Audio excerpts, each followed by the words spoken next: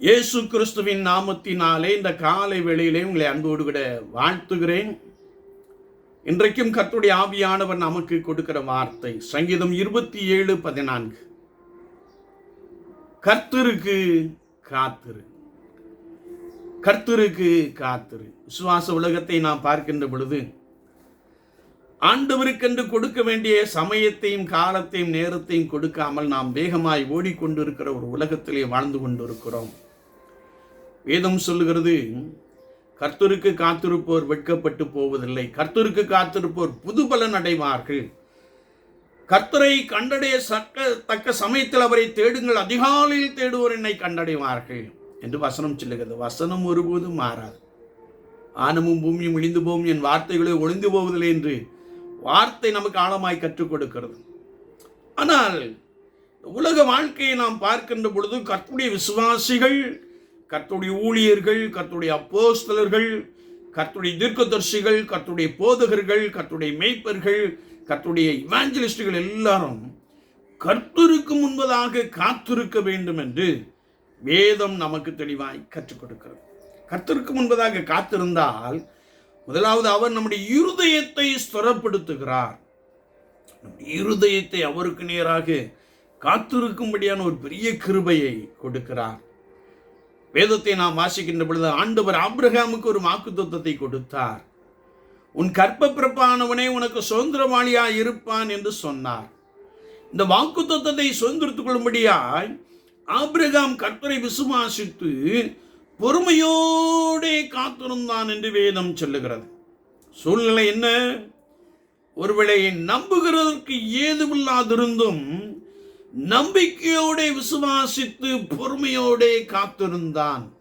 ஆண்டவர் அவனுடைய காத்திருப்புக்கு ஒரு பதில் கொடுத்தார்.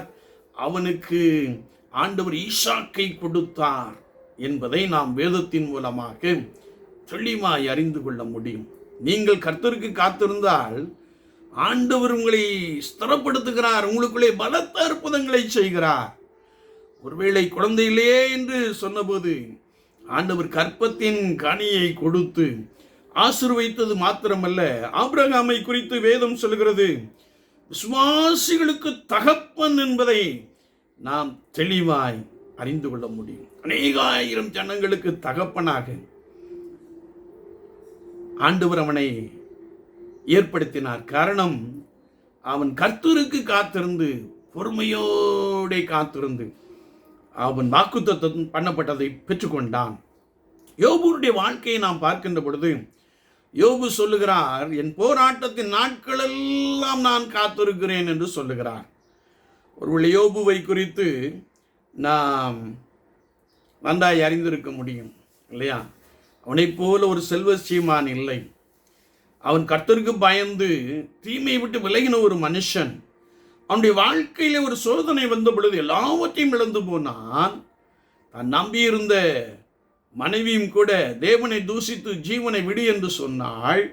அது மாத்திரமல்ல, கர்த்தருடைய வார்த்தையை நாம் வாசிக்கின்ற பொழுது அவன் எல்லாவற்றையும் இழந்த சூழ்நிலையிலும் அவன் ஆண்டவர் செயல்படும்படியாய், அவர் என்னை கொன்று போட்டால் நான் அவர் மேல் நம்பிக்கையாயிருப்பேன் என்றும் மாத்திரமல்ல, என் மீட்பர் உயிரோடு இருக்கிறார், ஆகையால் எனக்குண்டான போராட்டத்தின் நாளெல்லாம் நான் காத்திருக்கிறேன் என்று சொன்னான்.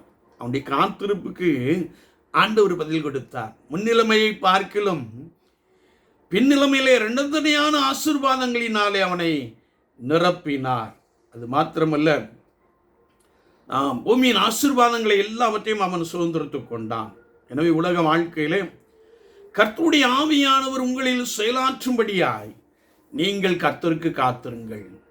நீங்கள் கர்த்தருக்கு முன்பதாக பரிசுத்தத்தோடு கூட அவர் உங்களில் செயலாற்றும்படியாய் நீங்கள் காத்திருந்தால் ஆராய்ந்து முடியாத பெரிய காரியங்களையும் எண்ணி முடியாத அதிசயங்களையும் உங்களுடைய வாழ்க்கையிலே அவர் செய்ய போதுமானவராக இருக்கிறார். எனக்கு அன்பான சகோதரனே சகோதரியே, ஒவ்வொரு நாளும் அதிகாலமே ஆயத்தமாகி கர்த்தருக்கு நேராய் காத்திருங்கள். கர்த்தர் உங்கள் நடுவில் இருக்கிறார். அவர் உங்களுக்கு பலத்த அற்புதங்களை செய்வார். நீங்கள் கர்த்தருக்கு நன்றி பலிகளை, ஸ்தோத்திர பலிகளை செலுத்துவீர்கள். கர்த்தர் உங்களோடு கூட இருந்து உங்களுக்காக செய்யும் காரியம் மிகவும் பயங்கரமாக இருக்கும். ஆங்கிலத்தில் ஒண்டர்ஃபுல் அப்படின்னு சொல்லப்பட்டுள்ளது. மிகவும் பிரசித்தமான ஒரு காரியமாய் காணப்படும் என்று வேதம் சொல்லுகிறது. கர்த்தருக்கு முன்பதாக பரிசுத்தத்தோடு காத்திருப்போம். அவர் உங்கள் நடுவிலே இருந்து உங்களோடு கூட இருந்து உங்களுக்காக பெரிய காரியங்களை செய்வார். கர்த்தர் உங்களை மகிழ பண்ணுவார். நாம் ஜெபிப்போம். நேசிக்கிற நல்ல ஆண்டவரே, இந்த புதிய நாளுக்காய் ஸ்தோத்திரம்.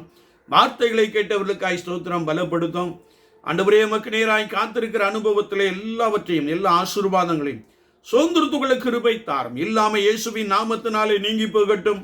வெறுமை இயேசுவின் நாமத்தினாலே நீங்கி போகட்டும். புதிய ஆசீர்வாதங்களை ஆண்டவரே, வார்த்தைகளை உம்மை விசுவாசிக்கிறவர்களுக்கு நிறைவாய் கொடுப்பீரார். இயேசு கிறிஸ்துவின் நாமத்தில் ஜெபங்கேளும் பரிசுத்த பிதாவே. ஆமீன், ஆமீன்.